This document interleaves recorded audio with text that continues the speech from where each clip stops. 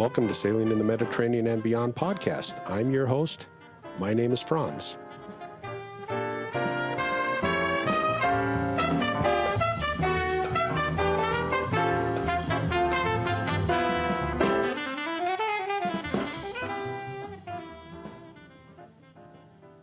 I'm back with Nathan Quark. This is the second part of our interview where we were talking about his summer sails in Croatia. And while we were getting ready for the second part of the interview, he sent me his KMZ file. And now I've got all the place marks that he has. And I will try to put a link to it on the website. And we will continue on. We were talking about POG. Your Bora experience in POG and where you got out of it just around the corner. And I'm trying to record this on screen share with Camtasia, and if I can get this done, I will put out a YouTube video showing you as I'm looking at Google Earth as we're talking and moving around. So if that's useful to you, it should be out there in the channel at YouTube, and I'll put links to it at the website. So Nathan, thanks again for staying with me, and we'll continue on with this fascinating story about your sail up the Croatian coast. And the last episode we ended at POG. Let's continue on from there. Yeah. Okay. Well, after POG, we sort of went out, went into the channel just north of POG, and we had got a sort of good weather window to head northwest. We had a nice southeast breeze, probably 20 knots, and it was dead downwind all the way to Rab. Is it Rab? Yes. Yeah, Rab, which we sailed all the way down into Rab and one afternoon, and we actually ended up staying in Rab. The first day we got there, the wind was, like I said, southeast and quite strong, so it was a bit bumpy when we got in there, but it died pretty quickly, and so we anchored in. There's two little inlets on the spit sort of south of Rub, just further in there. So I don't see a. We tried anchoring. I don't see a mark. Did you have a mark for that on your KMZ file? Yeah, there's a mark near Rab. You've got that one. I do have it just off to the left side of Rob. Yeah. Mm-hmm. Yeah. Okay. So the anchorages we didn't really stay very long. I didn't mark, but in the notes on that Rab thing, it's more general. We anchored in those little inlets on the south side there, but it was a storm coming, and we just had that experience in Hvar, so we were pretty keen. I didn't really want to take any risk because it's just my wife and I on the boat, and at that stage, so it was. So we headed right up into the north of the bay, and pretty much in the middle of the storm, and we had a couple of cracks of lightning that almost felt like they were hitting the rig. But we anchored up there. It was pretty good holding on the northwest corner of that inlet there, but it was quite away from Rab. So as the weather calmed down the next few days, we moved down, and you could anchor just adjacent to the town on the south side there, and there's a couple of piers there where we can take the tender, or if you want, you can take the tender right around into the marina. But that was nice. It gets quite deep, quite quick, so you've got to find your little patch of sand, and where I put the pin is probably not the best place. It looks really deep, but there is places to anchor there. Okay. So we stayed in Rab for a few days. Yeah, which is a beautiful town. Yeah, I actually see the notes now. I didn't see the notes before. So you said seems free anchoring in Hull Bay, shallower and better holding in the northwest end. Okay, great information. Okay. Yeah. So on each pin there's a little note, and if you put on Croatia combined, it's like notes of the various people that this file was passed through. So a lot of them are more detailed than me. I just put sort of the bare minimum, and whether it was free or not, that seemed to be what people are more interested in. But And then we left there. We sailed around the island there to Salovac, around the corner there, and spent a night there, and then headed across to Kirk. And when we headed across to Kirk, we had quite a strong northeasterly. It was sort of 30, 35 knots, and I got a little caught out there, but we'd end up furling up the jib and just having a couple of reefs in the main, and we got there fine. But it can get, like we said in the last episode, it can get windy quick. So watch the gusts, not the not the forecasted average.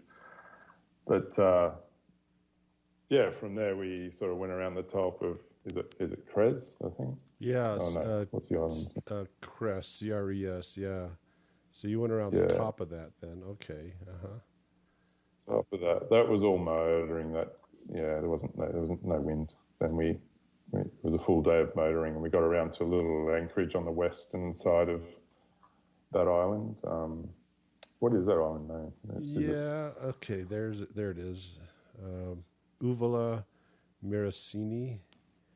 Miracine. Yeah, we stopped there, and then just for a night. There's nothing there. It was not nice enough anchorage. It was calm when we were there, so no mobile reception really. You're completely cut off, but which is nice too sometimes. And from there we headed around to Pulla.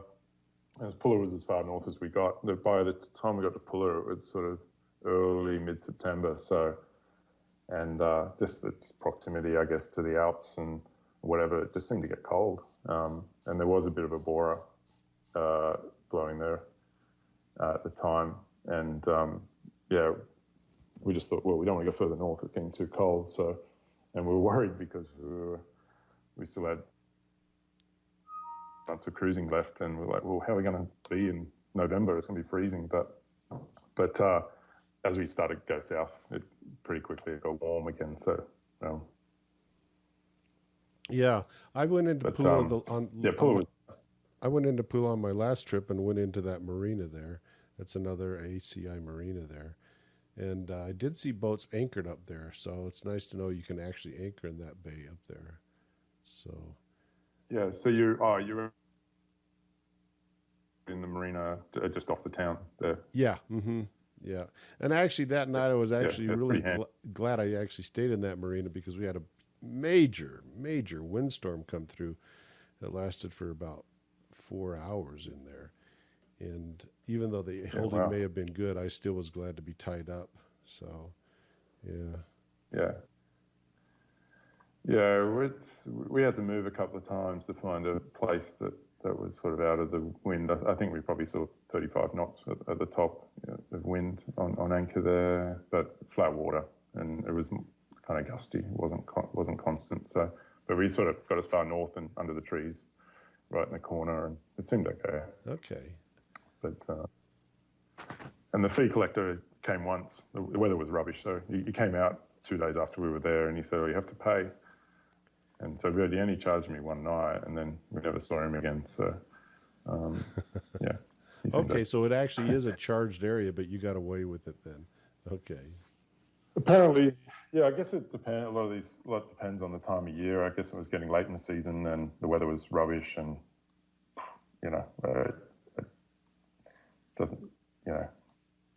It could be completely a week or a week later. It could be a completely different story. You just don't know. But this is just my experience. But I didn't mind paying. It's pretty safe anchorage, and we hadn't paid at all anywhere. So okay. So 10 euros was nothing. And then from there we started heading south again, and we didn't really intend. We wanted to get to Kornati, the national park, and we didn't really intend on going there as late as we did, but we sort of went down the outer islands, we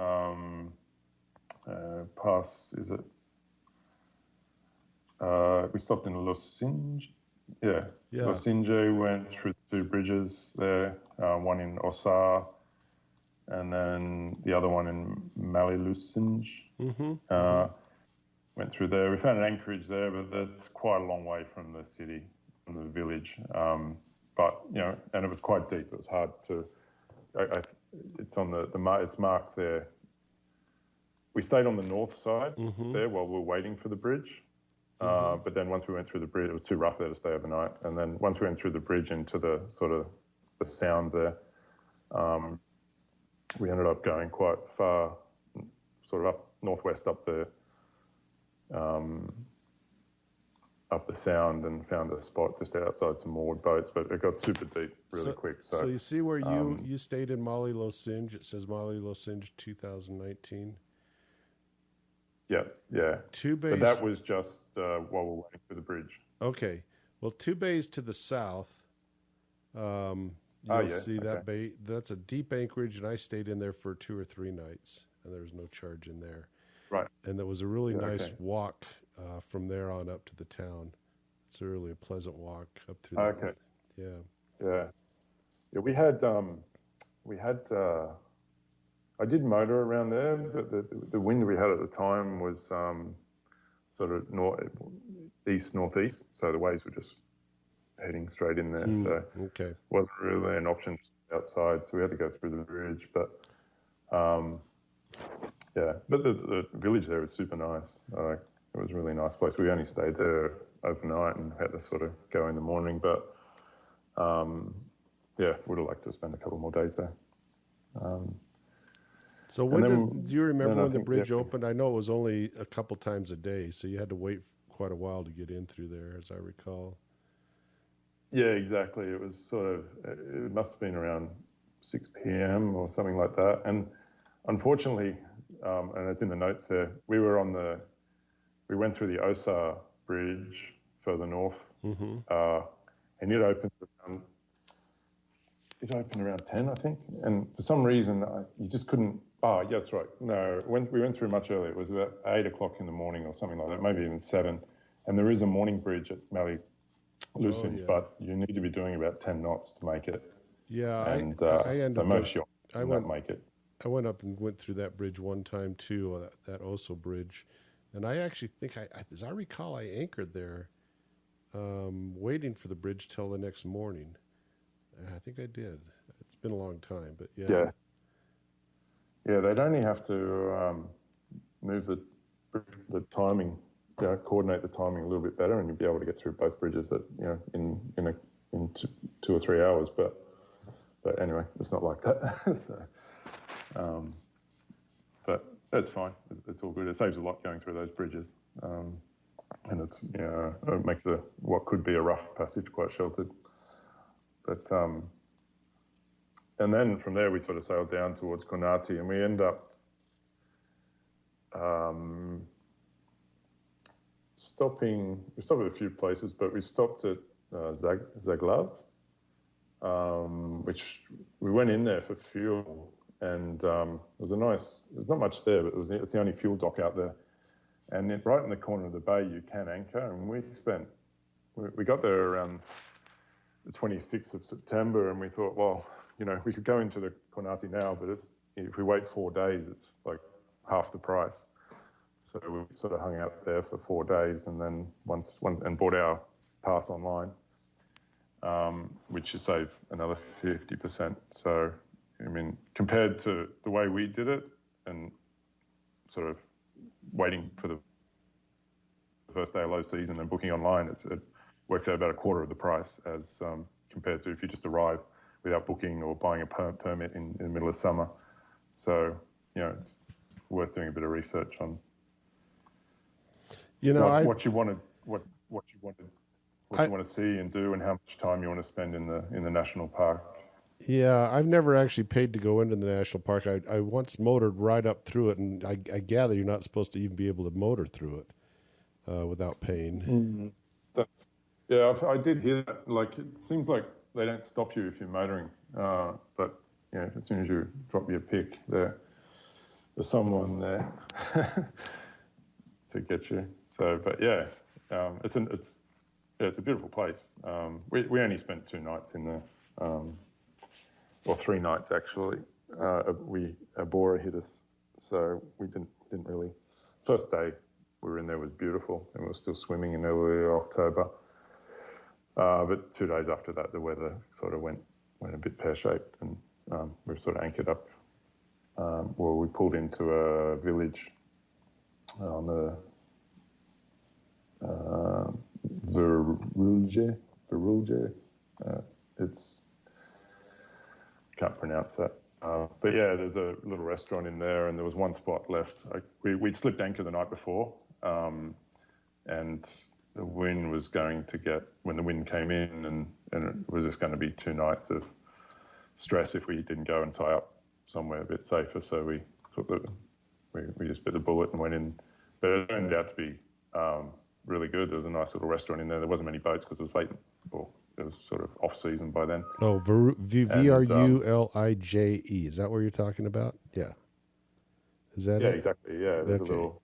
Yeah, you can. Yeah, we went Yeah. to there in front of the restaurant, and I guess there's enough room for about 8 yachts in total around those docks, and we were the last one to get in there. There was just enough water in the dock we went into, but yeah, if you eat at the restaurant, obviously there's no charge. So which we did, and it wasn't crazy prices, and it was nice enough right at the back of your boat. So yeah, that was great.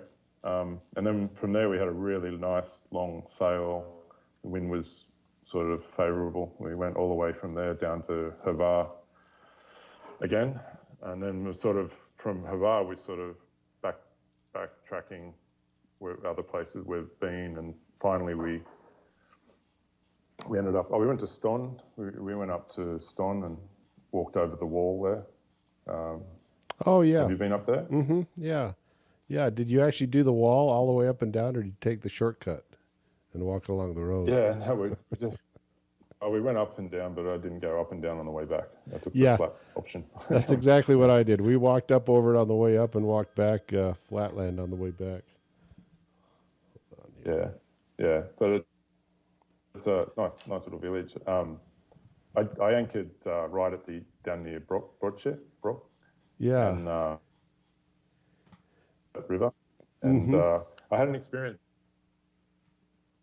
13 where I took a yacht up there, and there was no marina up there then. Now there's a bit of a marina up there, and there was a dock you can tie some yachts, but it was full. So I just anchored in the bay or in the river, and it wasn't deep enough. We were just touching the mud, and but there was no wind. So and we went to shore and had lunch, and I came back and I got in the tender, and there was a guy there going, "Oh, you need to pay me." I think it was like 25 euros. And I'm like, "What for?" I'm anchored, And this was one of my first experiences with these fee collectors, and I said, "No, I'm not paying." And he just hurled heaps of abuse. So I said, I wouldn't mind paying if the yacht was parked on the dock, and fair enough. But all I did was tie a dinghy up and anchor in the river, and yeah. Anyway, nothing happened. I mean, he threatened to call police and whatnot. So, but yeah, nothing. Now Nothing you haven't came of it. listened to the now Chris Axelson anchored right where you're talking about out there in the fairway in Ston. I think it's on the next podcast. His boat drifted away on him, and some other guys jumped on the boat and saved it for him. So he has it's the next podcast that comes out next Tuesday. He'll be talking about it. So this one will be after that one, but he talks about losing his boat there, coming back, and suddenly his boat's not where he left it, right there. So. Where we anchored, it was pretty hard. I took about 3 or 4 goes to get a decent hold, and I didn't want to be in the channel. There was boats coming up and down, and it's not very well lit, and I just don't want to be in anyone's way. So, but it was fine. There wasn't much wind, and we took the tender up to Ston the next morning and walked over the wall and came back to the boat and sort of headed down to Dubrovnik, and we anchored up just off the ACI Marina. Oh, yeah. We talked about earlier where we fueled up. Yeah, so there's enough room to anchor in the. You wouldn't think it's odd that you see no anchoring in some places, and then a place where you think you couldn't anchor, and they'll be all over you. Not necessarily the fee collectors, but even just police or Coast Guard telling you to move on. But you can anchor right in the middle of the river there, and there's probably enough room for 3 or 4 yachts, maybe 5. And yeah, we left the boat there we didn't leave it, we came back to it, but we went to Dubrovnik, I think 2 or 3 times with an Uber, and worked out fine. Left the tender in the Ace Marina, no one said anything. So it all worked out well to see Dubrovnik, because it's not an easy town to get to, and there is a new marina just near Dubrovnik, and but it's empty. It's empty in the Google Earth photo, and it's still empty when I was there. And but you write to them, and they're charging an arm and a leg. It's Yeah, through the roof. It's ridiculous what they're charging for that. Yeah. I look at it now and I say, geez, a lot of money, but yeah, no boats in there. No. Which I don't really understand. Montenegro was a bit like that too. These new Russian-built marinas, and they've just set their price. And that's what I always tell my wife: drug money. That's how I explain it. Yeah. If somebody's not really actually operating a business, I say, well, they don't need to. This is drug money. That's what they're doing. So So you exactly. So you said. Yeah, in Dubrovnik, I've anchored there many times and gone in and gone into the marina and left my dinghy in there. They don't seem to have a problem with it, but I did. What is it? The radio, the beacon that you have on your boat. What's that called? If you have the automatic EPIRB, not EPIRB, but the IIS. IIS, that's it. If you have IIS on, I've heard them say, "Oh, that guy's not supposed to be anchored there," or something like that. Not from when I've had Channel 16 on, they say, "Oh, there's somebody anchored there. They shouldn't be there. We may go up and see them," but not there. They were talking about another location. But the AIS, I've always wondered about leaving it on. I don't have it, so I don't have to worry about leaving it on. But if you do have AIS, maybe they'd catch you a lot more often if you're trying to anchor in some of these places. Yeah.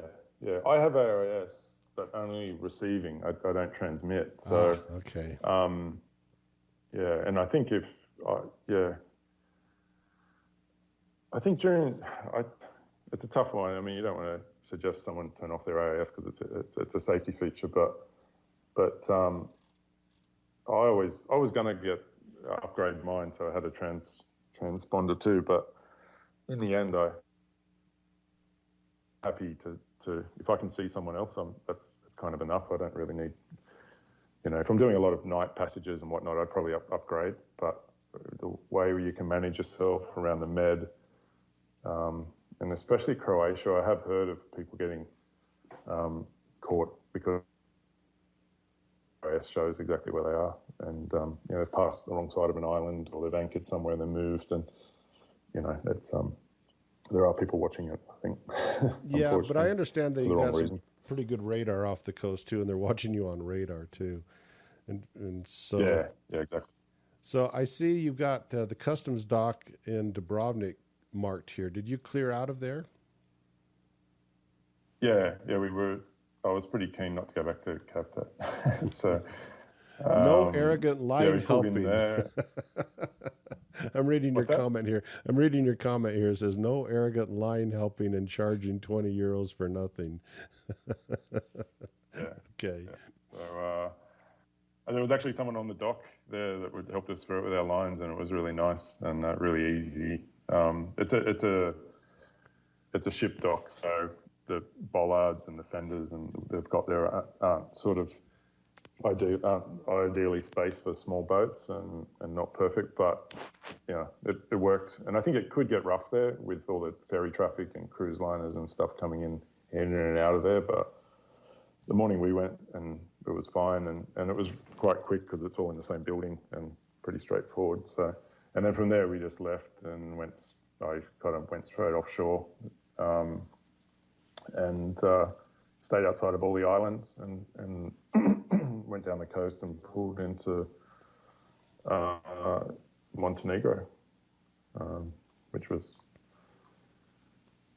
when we were in Montenegro for about 3 weeks. I think we hired a car there and did some inlanding and went inland up to I forget the name of the national park, but Dumator National Park, and which is absolutely amazing for a small country. You wouldn't think they'd have such vast national parks and stuff, but yeah, they do. They've got a really low population and so much space and nature. It's quite beautiful. Yeah, I see you hit the Ricin like I did. The Fairy Jaws of Death Passage you got marked here. That's good. Yeah, that's not my comment actually. Okay. So yeah, I did read that the other day, but yeah, I didn't put too many comments in Montenegro because it was so well covered by other people. Actually, I didn't put any, but I put Budva when we went around there and the little anchorage near the monastery around there. But yeah, it's so nice up in the Bay of Kotor. It's it's so calm. You can be 30 knots outside and just a glass off in there, and you barely even need your anchor. You could drop anchor with a house brick, I think, and it'd be fine. Okay, but, I've always tied up in Kotor, and so it's nice to know there's some free anchorages there. Okay, yeah. Mm-hmm. All right. Yeah, even no one hassled us there at all. We anchored everywhere. We tied when we hired the car. We put the boat in Port of Montenegro for 5 days, I'm not going to leave my boat on anchor. No one does. So, but that was fine. That cost you a pretty penny, didn't it? It wasn't too bad. I think low season had kicked in by then, so it was late or mid-October. Okay. And it was 35. I think it was 35 euros a night or something like that. When you went to Montenegro, is that where you cleared in as Port Montenegro? No, we cleared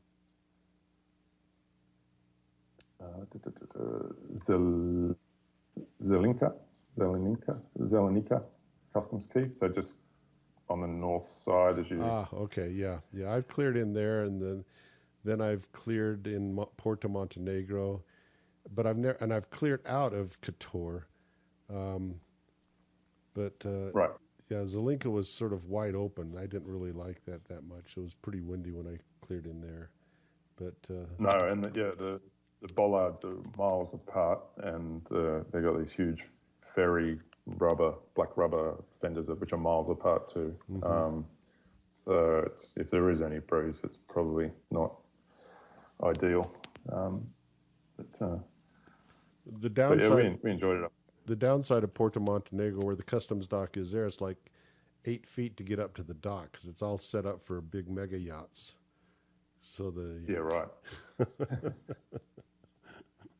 So yeah, even the fuel dock. When I fueled up there was the same thing. The dock's sort of 3 or 4 feet above my deck height. Mm-hmm. So yeah. Yeah, well, 3 or 4 feet for you is 5 or 6 feet for my boat. So I got a lot. Yeah, right. Yeah. Okay. But, all right. Yeah. So yeah, from there we went around to Budva and stayed there a few days, and then we checked out of there, which was really easy. We checked out at midnight, and the guy was super quick and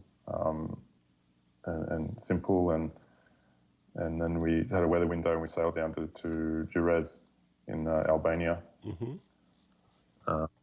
Checked in there, and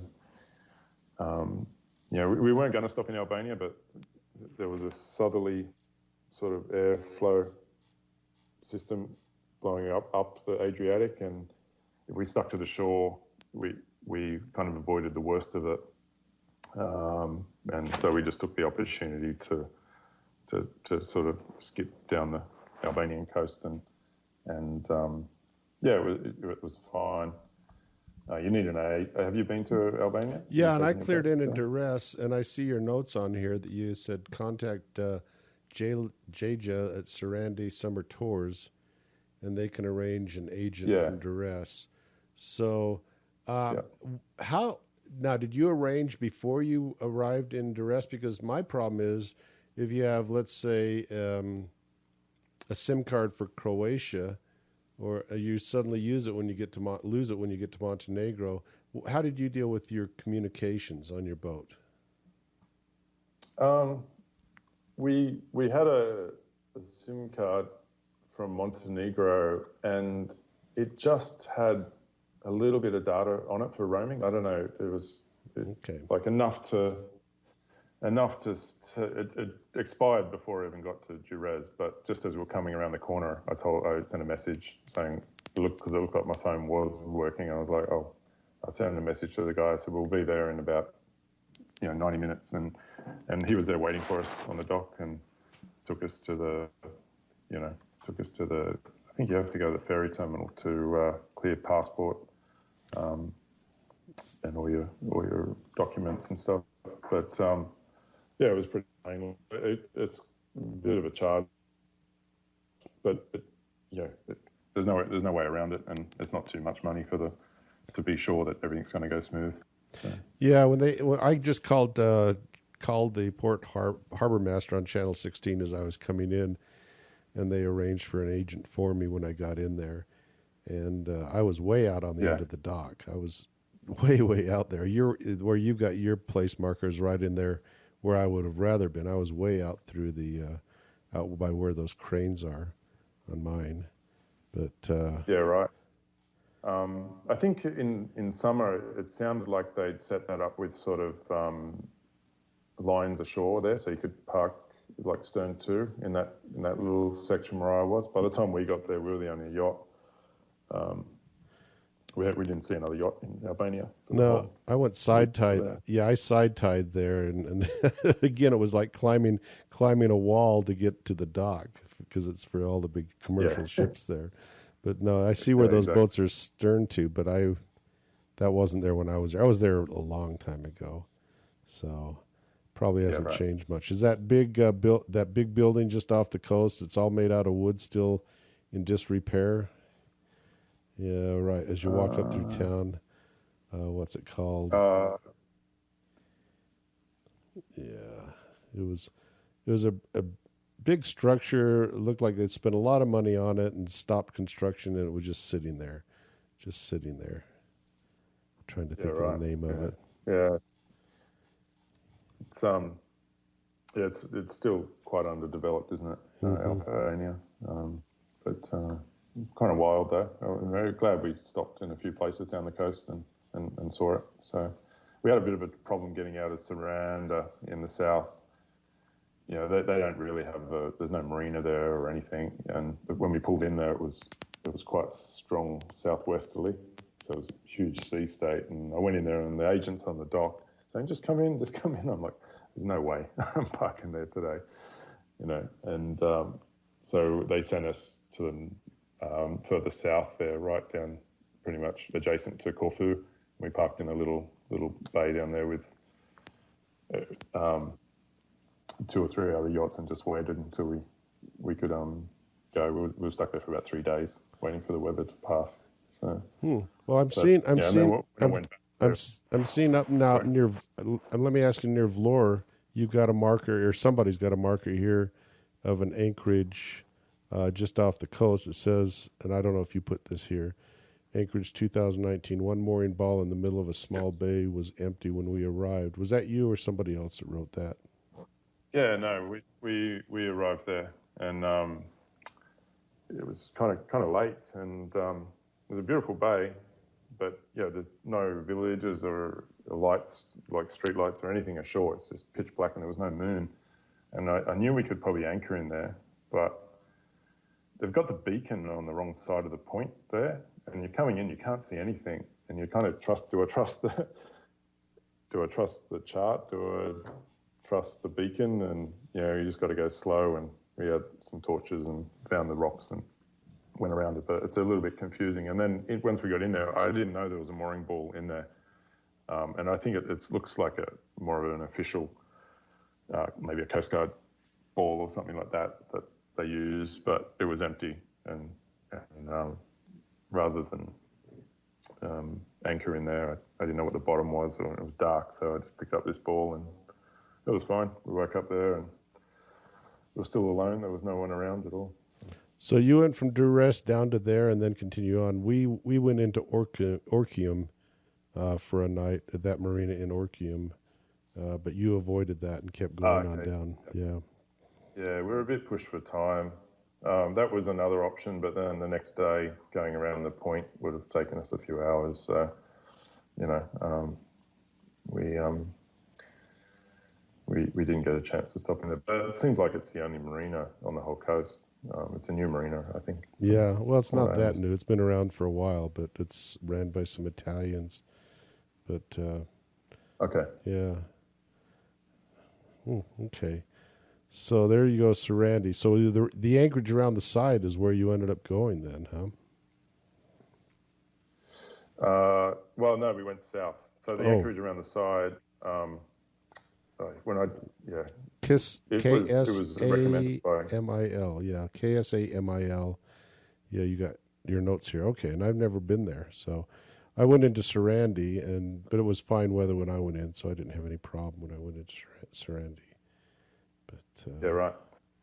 Yeah, no, we couldn't have got it in. Even the day we went in, it was marginal. I anchored in the bay, and I went in with the tender, and there was all these customs officials and saying, no, you got to come to the dock, and so we sort of had to manage it. But it was fine. And I think had it been more busy, they probably would have let us get away with anchoring in the bay. But we were the only boat coming through, I think, that day. So they were sort of made a job of it. But anyway. Okay.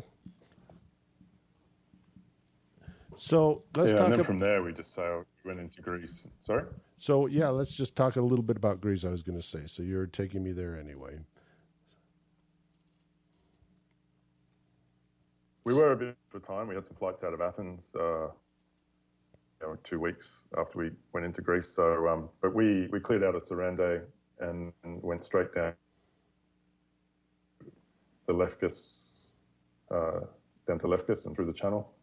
That was sort of quite a long sail overnight. But we stopped in one little bay on the way, but it was a huge south west swell, and so it was pretty unpleasant. There wasn't much wind, but so around 2 a.m, there was a weather wind. There was some northeast breeze that we could use to get to Lefkis, so we took that. Where did you clear customs when you got to Greece then? Was it in Lefkis? Yeah, in Lefkis Marina. Okay. And that was one of the most long-winded processes I've ever experienced.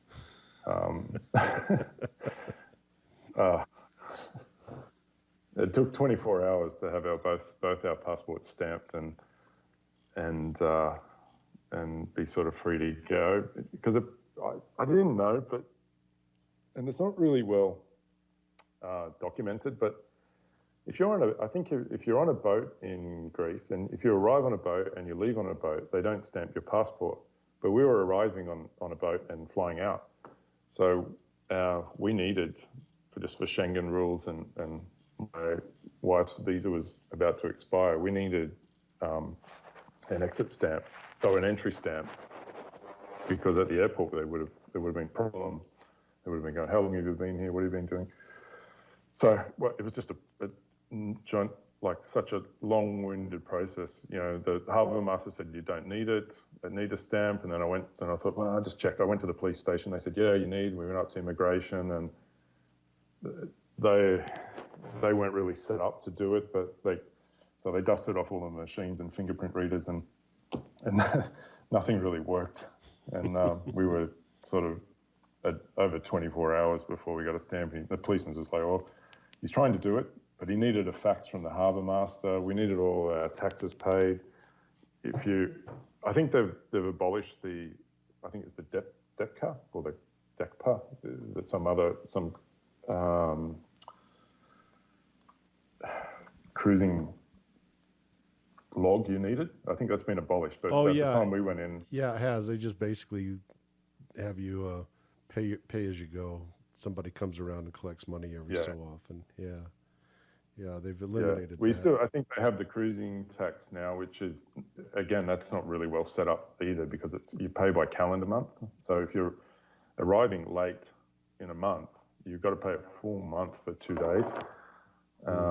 And then roll over to the next month. So, that's the way I understand it anyway. And so it's not like Croatia where you just go, okay, we're going to be here for 30 days. We want 30 days. It's a bit more, but we had to pay the deb car. I paid the cruising tax online, but the deb car, I think it is, it was still required, so I had to go pay that at the bank. And when I got to the bank and took my number and I looked up at what number they were at, and I was like, oh no, it was like 5 hours of waiting. So I went to every bank and grabbed the number in the village because I thought I'll short circuit this, but every every bank had the same thing. It was just such a long-winded affair. So I went off.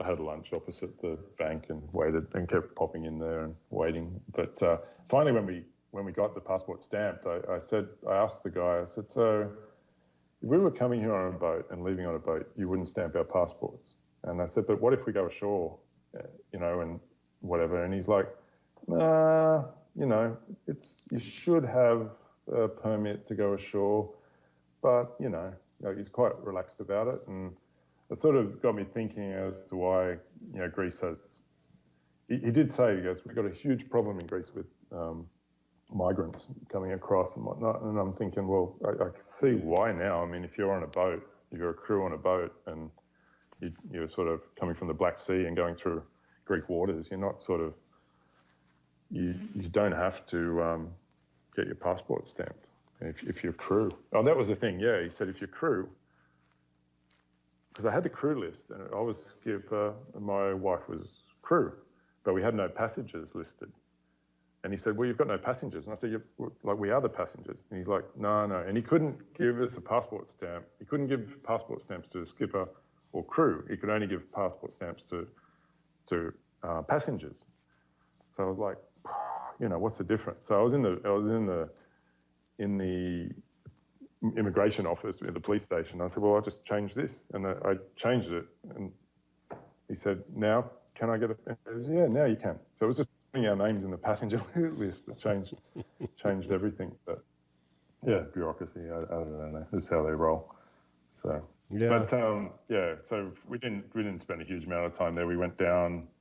Once we got cleared, we stopped in a few islands, and one was that it was a little port called Frikes, which absolutely got destroyed last night. I saw some photos or yesterday with this storm. So it's when we were there, it was beautiful, but the photos I saw this morning was absolutely destroyed, which is a shame. Really, I wonder how Chione. Chione has always been my picture-perfect Greek port, and you didn't get down there, but that's the next one south, and I absolutely love Chione, but everybody else does now too. It's always jam-packed as well. But Chione, yeah, I see. Yeah. Fricas, Yeah, when I was there, sounds- it always seemed to be sketchy anchorage when I was at Fricas. But yeah. Yeah, we were tied up alongside the wall in there, and there was a storm that night, but we were okay. It was a bit surgy, but the wind was pretty calm, but there was a surge somewhere that was a bit worrying and lightning, but yeah. And then we sort of headed straight down to Corinth and the Corinthian Channel, and Stopped at Megalonisi and Trizona.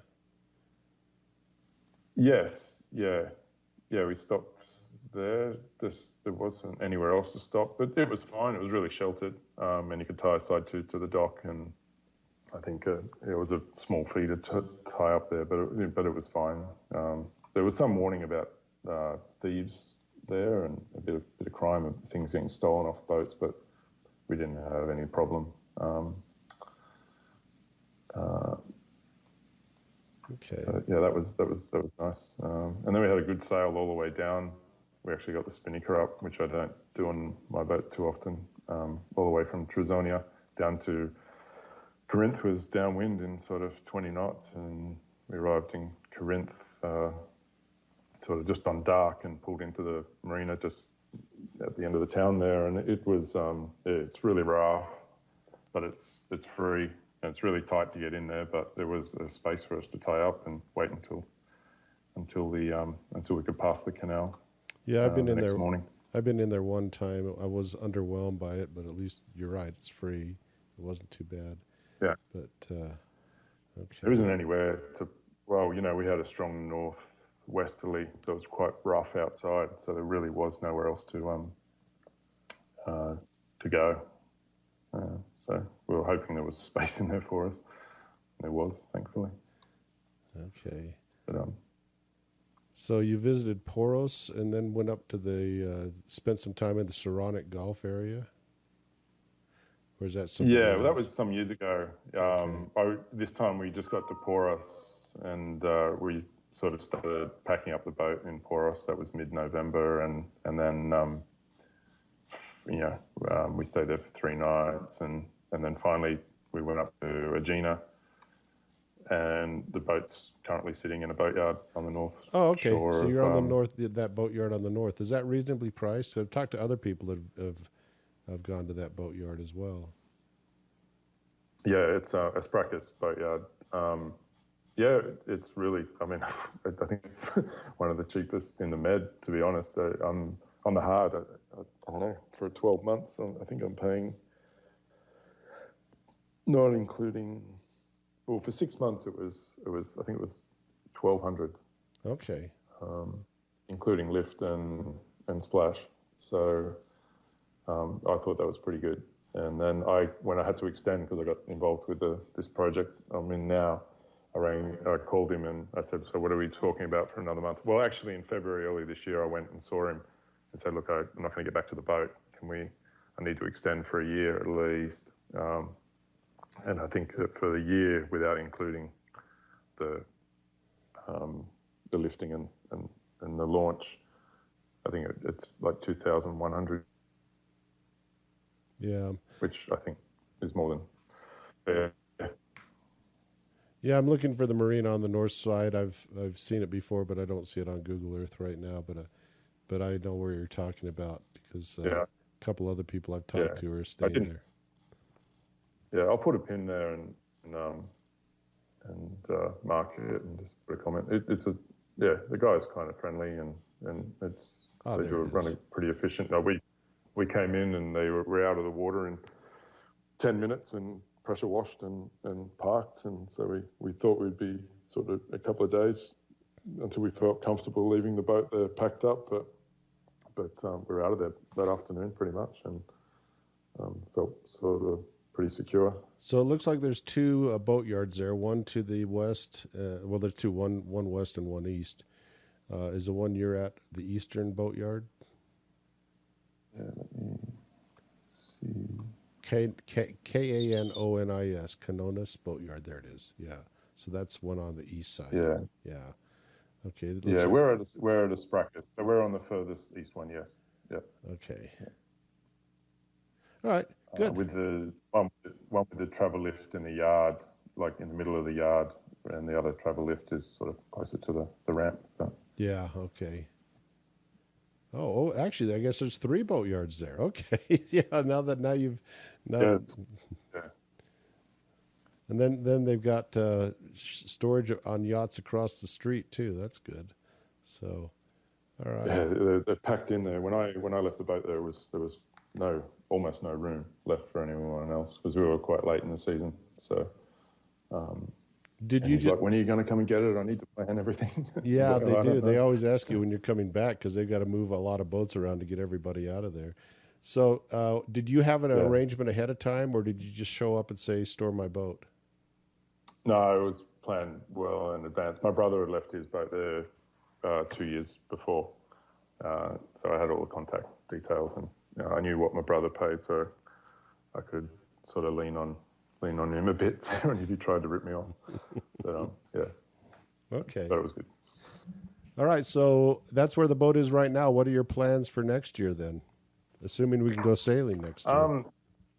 Yeah. Well, I'm hoping by the time I finish my contract here, which will be end of March, we'll go back to Andorra, sort out our things, and do some normal stuff for a while, and then hopefully back to the boat sort of end of April, and do a bit of work on the boat, and then we plan to sort of, I think depending on how things go with restrictions and whatnot, we'd like to spend a few months sailing around Greece, and then maybe across to Turkey for a couple of months. The plan is to spend all next year cruising once we're finished here, and then slowly get the boat back towards Spain and Barcelona area. We'd love to spend a bit of time around Sardinia and Corsica. We were in Sardinia for 6 months earlier this year.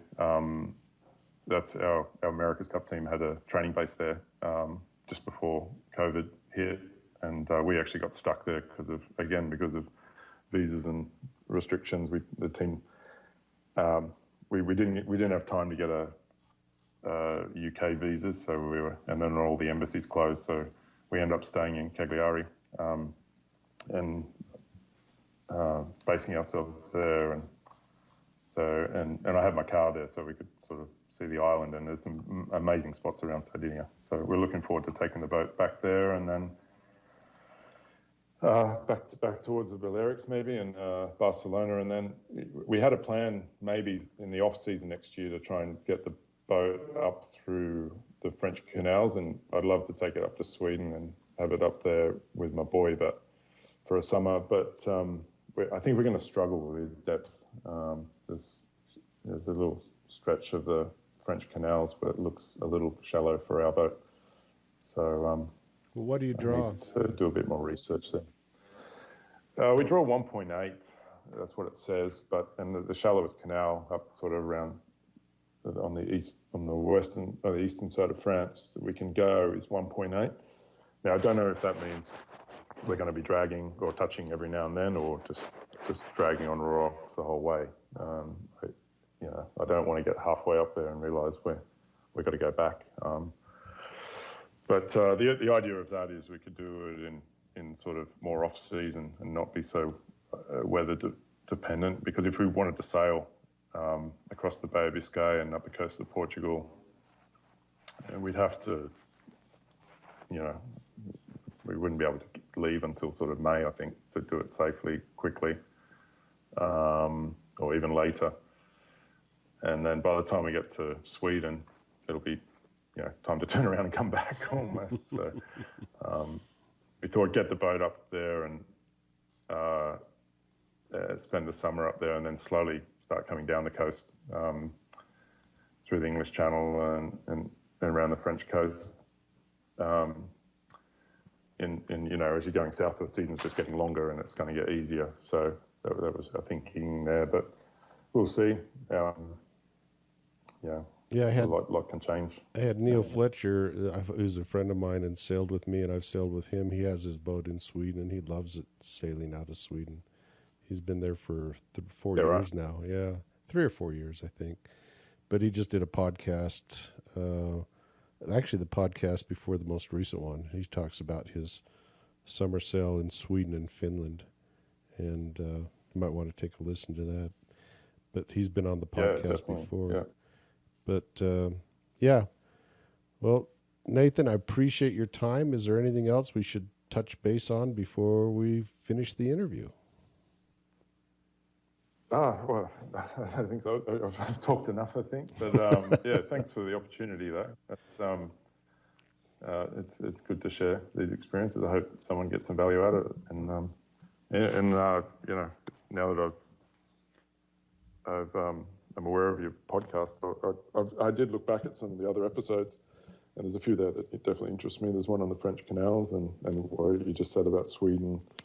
I'm sure there's a lot of value back there, so I will delve into some of your last podcasts or your past podcasts. Well, thanks, Nathan. I really appreciate your time. Hold on, I'll talk to you just as...